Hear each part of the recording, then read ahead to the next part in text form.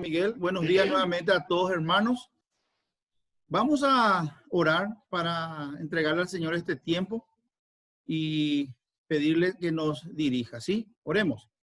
Bendito Dios, en el nombre de nuestro Señor y Salvador Jesucristo, te damos gracias porque estamos, Señor, reunidos a través de esta aplicación nuevamente, de forma virtual, pero podemos vernos, podemos, Señor, mirarnos a la cara.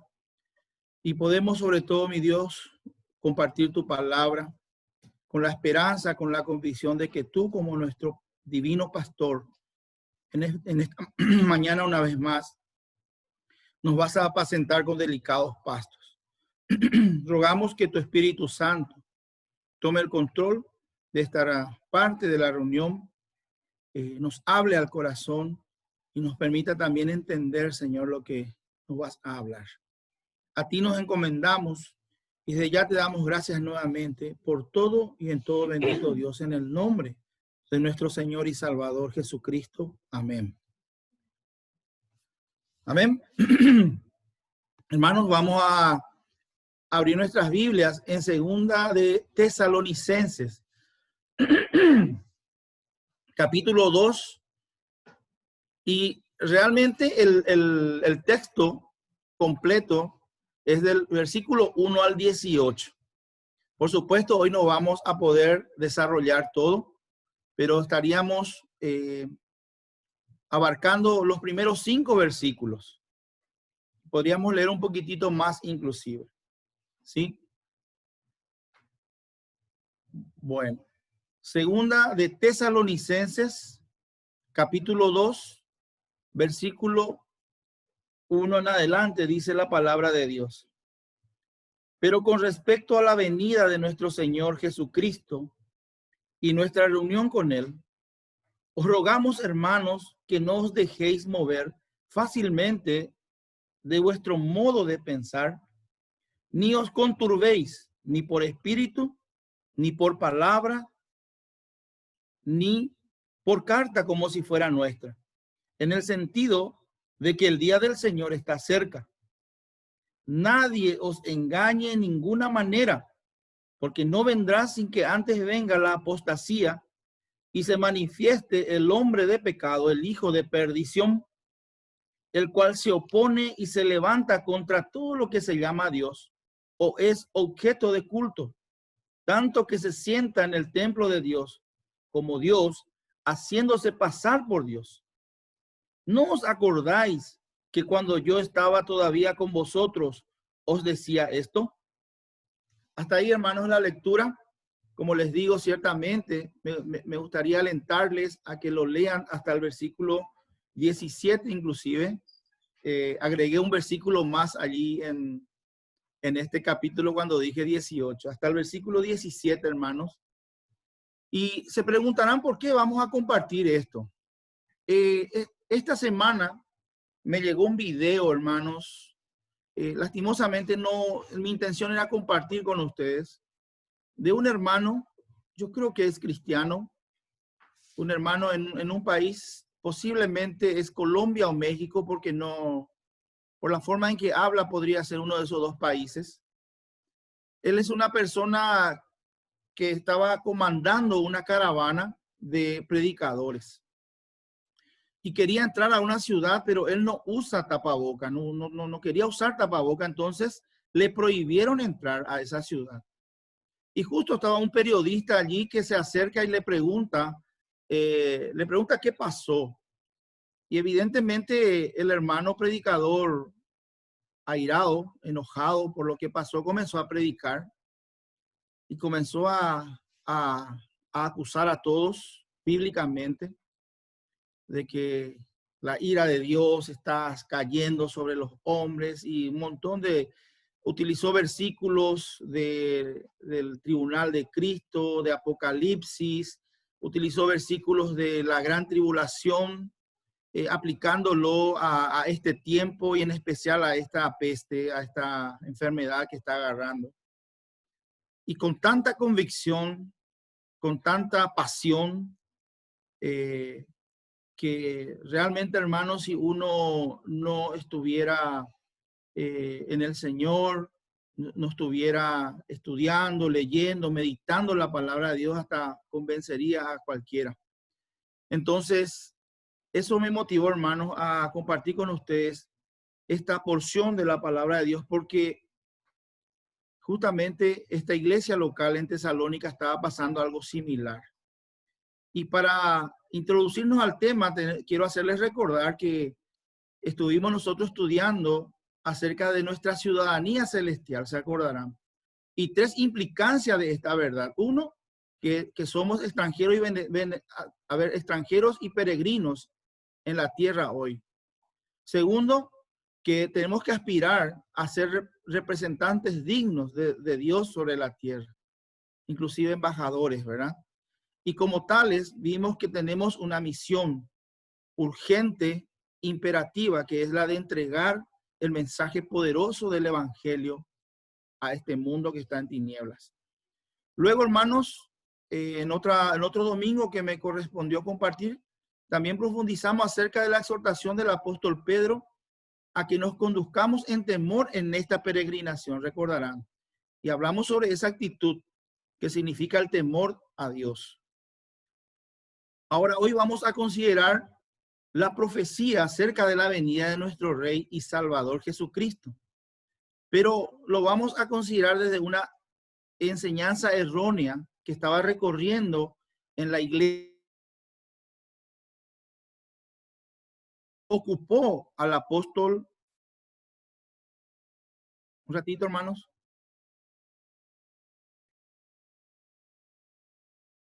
Miguel, ¿puedo seguir?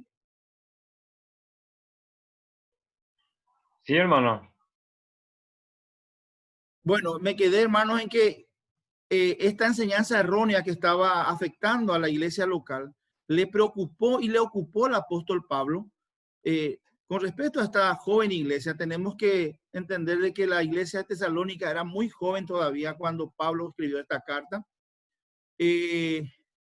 Esta ciudad, tenemos que decir también, recordar que fue visitada por Pablo brevemente después de Filipos.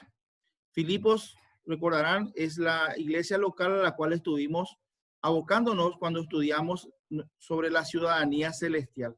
En Hechos capítulo 16 encontramos lo que aconteció con Pablo en Filipos. Cuando él salió de Filipos fue a dos ciudades más, a Polonia y otra ciudad, y luego ya pasó a Tesalónica. 160 kilómetros aproximadamente de Filipos, y allí quedó un corto tiempo. Luego pasó a Berea, porque tuvo problemas en Tesalónica. De Berea otra vez tuvo problemas y pasó a Atenas. De Atenas pasó a Corintios y allí se quedó a esperarle a Timoteo, que justamente él le envió, dice, a ver un poquitito allí las iglesias de Mesopotamia en este sentido. Una de ellas fue Tesalónica. Y cuando Timoteo vuelve, eso lo encontramos en Primera de Tesalonicenses capítulo 3, versículo 1 al 6. Si quieren verificar luego, hermanos, cuando Timoteo vuelve a Pablo, que estaba en Corinto, donde quedó 1 año 8 meses, le informa sobre la iglesia tesalónica. Una de las informaciones de Timoteo fue que la iglesia local en Tesalónica estaba bien, estaba sufriendo persecuciones y gracias a Dios ellos estaban firmes. Por lo cual, Pablo, ustedes van a darse cuenta que en los primeros capítulos de estas dos cartas a los tesalonicenses está siempre dando gracias a Dios por esa firmeza, por esa obra de amor en la cual ellos están creciendo. Pero también Timoteo le informa justamente acerca de la confusión que había con respecto, primero, con respecto a los que morían en Cristo. Para los hermanos de esa ciudad no estaba bien claro y estaban confundiendo con Israel y la iglesia, ¿sí? De modo que los que morían les preocupó mucho porque como que iban a perder la bendición terrenal que estaba preparado para Israel. Entonces ustedes recordarán que en el capítulo 4 Pablo le hace recordar a ellos que la iglesia tiene una esperanza de gloria en Cristo Jesús, pero que es espiritual, es celestial, no terrenal.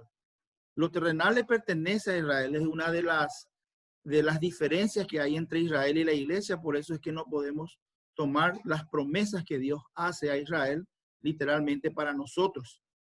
Y les recuerda que el Señor Jesucristo va a venir en las nubes y aquellos que murieron en Cristo Jesús iban a ser resucitados y los que estaban vivos iban a ser transformados y que todos juntos iban a ser arrebatados por el Señor en las nubes. Y decía Pablo en 1 Tesalonicenses 4:18, para estar siempre con el Señor. Ahora, en la segunda carta aparece otro error, otra situación que Pablo tiene que tratar. Pero este es un poco más delicado porque evidentemente había personas que estaban tergiversando la enseñanza que Pablo había dado a la iglesia de Tesalónica cuando él estuvo allí. Tenemos que decir también, hermanos, que evidentemente, dentro del mensaje que Pablo entregó a la iglesia de Tesalónica, cuando él estuvo allí, esencialmente formó parte las profecías en su prédica, ¿sí? Entonces, cuando él salió, no es muy claro eso allí, pero evidentemente algunos tergiversó esa enseñanza y estaban ya diciendo de que el día del Señor, que ahí menciona Pablo, ya estaba empezando.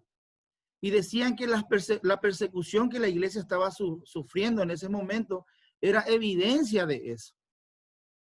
Y estas personas inclusive estaban solicitando ayuda económica a la iglesia en base a esa información, en base a esa enseñanza errónea, tergiversada. E inclusive vamos a ver, nosotros no nos vamos a concentrar en eso, pero vamos a ver que en las dos cartas Pablo exhorta al trabajo, porque había cristianos que estaban siendo ociosos. Decían que si el Señor ya está viniendo, ¿para qué voy a trabajar más? Y empezaba a ser una carga para los hermanos. En segunda de Tesalonicenses inclusive ya es más radical Pablo. El que no trabaja, que tampoco coma, díselo ya Pablo en la segunda carta. Pero todo esto era consecuencia justamente de esa tergiversación alevosa de personas que estaban engañando y confundiendo a la iglesia local y tratando de sacar provecho de eso de la iglesia. En este punto quiero decir, hermanos, de que no debemos de ignorar de que Satanás está detrás de todo este tipo de tergiversaciones, de engaños, ¿sí? En este compartir vamos a considerar inclusive esas cosas. Bueno, vamos a ver ahora entonces a continuación cómo Pablo comienza a encarar este problema, comienza a refutar esta situación. Me dice mi hija que tengo 4 minutos todavía, Miguel. Voy a tratar de aprovecharlo ahora.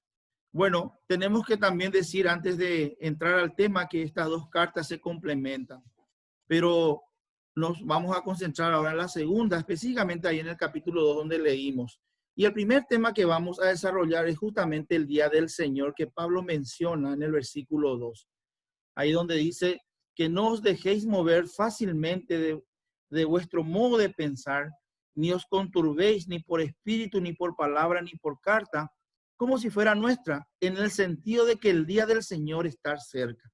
Para entender este término del día del Señor tenemos que considerar que hay algunas palabras medio similares en la Biblia, pero que no están apuntando al mismo acontecimiento. Y de repente hay personas que juntan eso, que dicen que esta expresión está hablando del mismo acontecimiento que la otra. Por ejemplo, vamos a ver Segunda de Corintios 1:14, aquí nos va a leer Belén. Segunda de Corintios 1:14, y si Ninfa podés preparar Filipenses 1:6, por favor, para leer luego.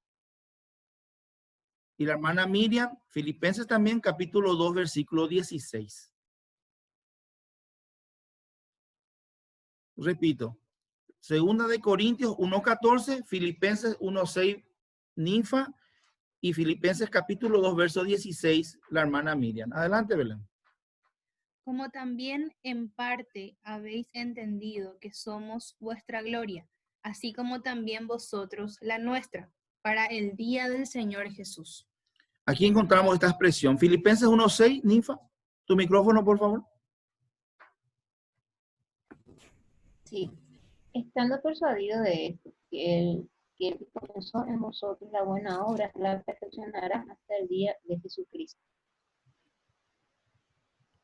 Miriam, 2:16, tu micrófono, Miriam, por favor.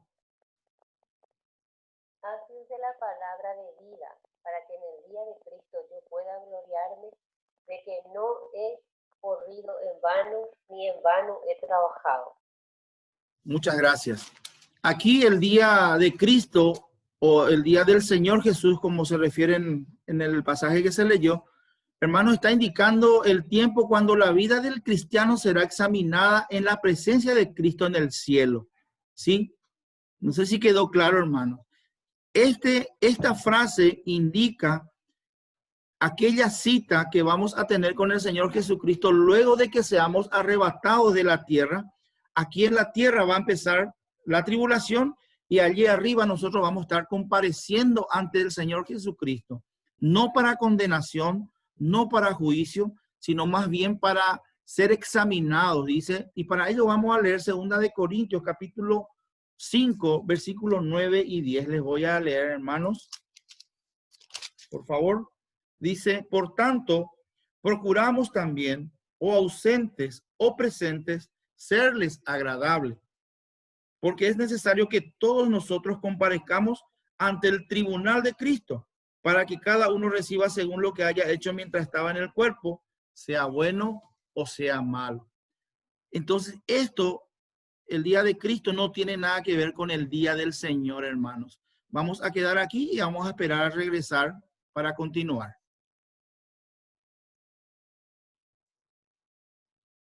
Hermano Miguel.